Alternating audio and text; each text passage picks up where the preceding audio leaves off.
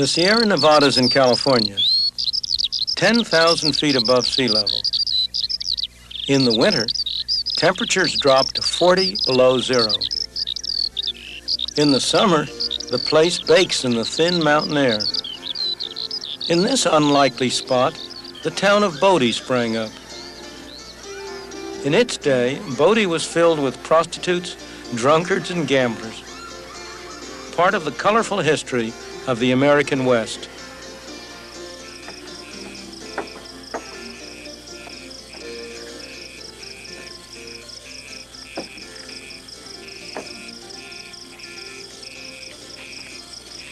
A century ago, this was a town of 10,000 people. What brought them here? Gold. If this were real gold, people would be scrambling for it. A series of gold strikes throughout the West brought people from all over the world, all kinds of people. They came here for one purpose and one purpose only, to strike it rich, quick. But in the process, they built towns, cities, in places where nobody would otherwise have dreamed of building a city. Gold built these cities, and when the gold was exhausted, the cities collapsed and became ghost towns. Many of the people who came here ended up the way they began, broke and unhappy, but a few struck it rich. For them, gold was real wealth, but was it for the world as a whole? People couldn't eat the gold, they couldn't wear the gold, they couldn't live in houses made of gold. Because there was more gold, they had to pay a little more gold to buy goods and services. The prices of things in terms of gold went up. At tremendous cost, at sacrifice of lives, people dug gold out of the bowels of the earth. What happened to that gold? Eventually, at long last, it was transported to distant places, only to be buried again under the ground. This time, in the vaults of banks throughout the world. There's hardly anything that hasn't been used for money. Rock salt in Ethiopia, brass rings in West Africa, cowrie shells in Uganda. Even a toy cannon, anything can be used as money. Crocodile money in Malaysia, absurd, isn't it? That beleaguered minority of the population that still smokes may recognize this stuff as the raw material from which their cigarettes are made. But in the early days of the colonies, long before the United States was established, this was money. It was a common money of Virginia, Maryland, and the Carolinas. It was used for all sorts of things. The legislature voted that it could be used legally to pay taxes. It was used to buy food, clothing, and housing. Indeed, one of the most interesting sights was to see the husky young fellows at that time lug 100 pounds of it down to the docks to pay the costs of the passage of the beauteous young ladies who had come over from England to be their brides. Now, you know how money is. There's a tendency for it to grow, for more and more of it to be produced, and that's what happened with this tobacco. As more tobacco was produced, there was more money, and as always when there's more money, prices went up, inflation. Indeed, at the very end of the process, prices were 40 times as high in terms of tobacco as they had been at the beginning of the process. And as always when inflation occurs, people complained. And as always, the legislature tried to do something. And as always, to very little avail. They prohibited certain classes of people from growing tobacco. They tried to reduce the total amount of tobacco grown. They required people to destroy part of their tobacco. But it did no good. Finally, many people took it into their own hands and they went around destroying other people's tobacco fields. That was too much. And they passed a law making it a capital offense, punishable by death, to destroy somebody else's tobacco. Gresham's law, one of the oldest laws in economics, was well illustrated. That law says that cheap money drives out dear money, and so it was with tobacco. Anybody who had a debt to pay, of course, tried to pay it in the worst quality of tobacco he had. He saved the good tobacco to sell overseas for hard money. The result was that bad money drove out good money. Finally, almost a century after they had started using tobacco as money, they established warehouses. in which tobacco was deposited in barrels certified by an inspector according to his views as to its quality and quantity. And they issued warehouse certificates, which people gave from one to another to pay for the bills that they accumulated. These pieces of green printed paper are today's counterparts of those tobacco certificates, except that they bear no relation to any commodity.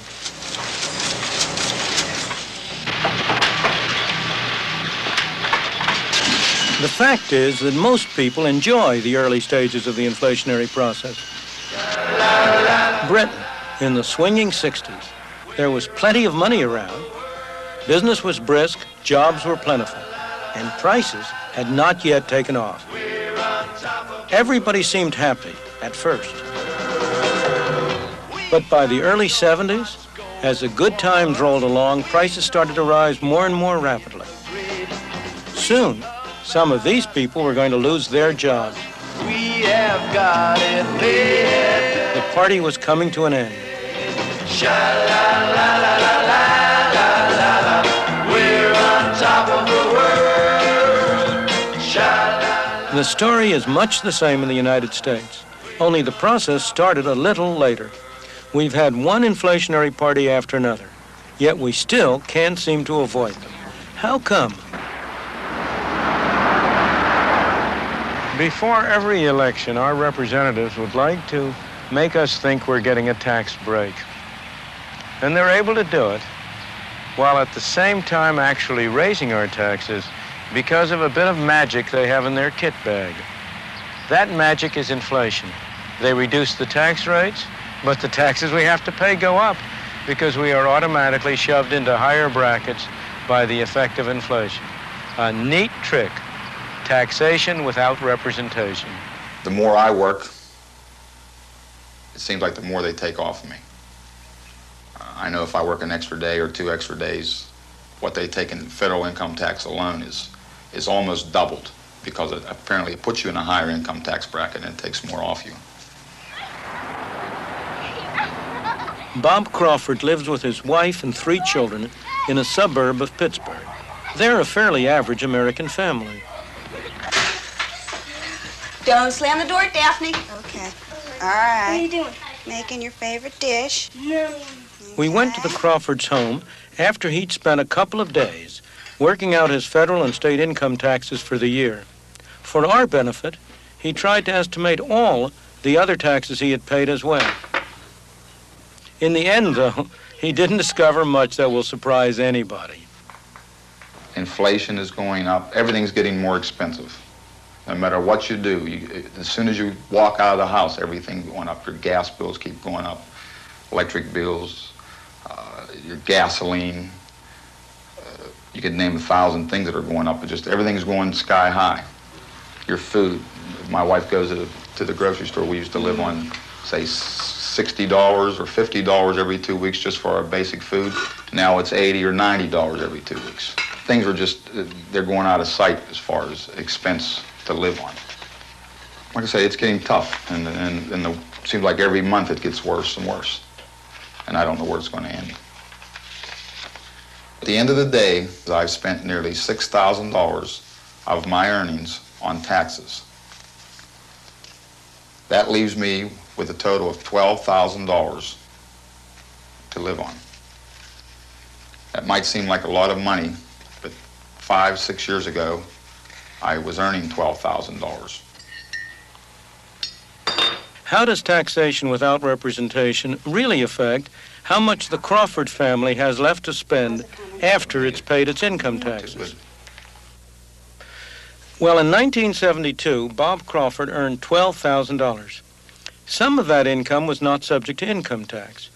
After paying income tax on the rest, he had this much left to spend. 6 years later, he was earning $18,000 a year. By 1978, the amount free from tax was larger, but he was now in a higher tax bracket, so his taxes went up by a larger percentage than his income. However, those dollars weren't worth anything like as much. Even his wages, let alone his income after taxes, hadn't kept up with inflation. His buying power was lower than before. That is taxation without representation in practice.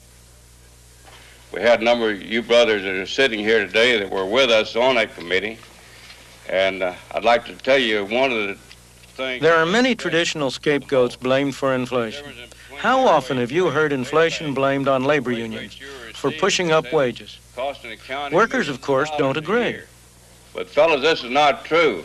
This is a subterfuge. This is a myth. Your wage rates are not creating inflation. And he's right. Higher wages are mostly a result of inflation rather than a cause of it. Economists in this country...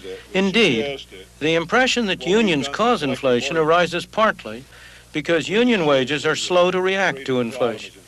And then there's pressure to catch up.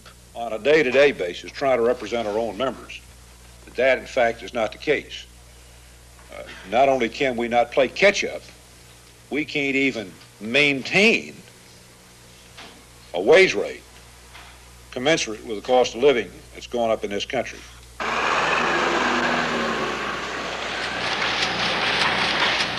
The reason we have inflation in the United States, or for that matter anywhere in the world, is because these pieces of paper and the accompanying book entry, or their counterparts in other nations, are growing more rapidly than the quantity of goods and services produced.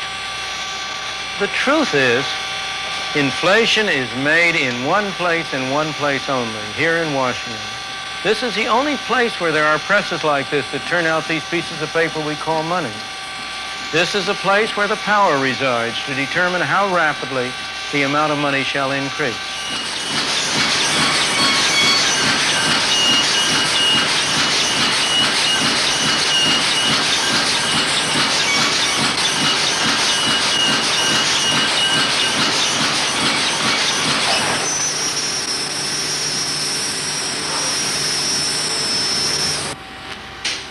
What happened to all that noise?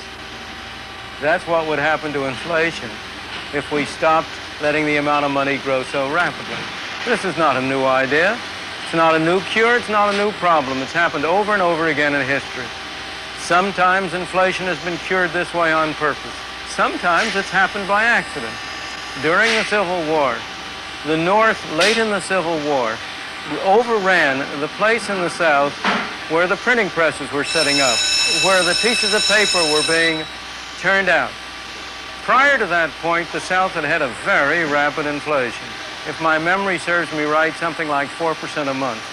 It took the Confederacy something over 2 weeks to find a new place where they could set up their printing presses and start them going again. During that 2-week period, inflation came to a halt. After the 2-week period, when the presses started running again, inflation started up again. It's that clear, that straightforward.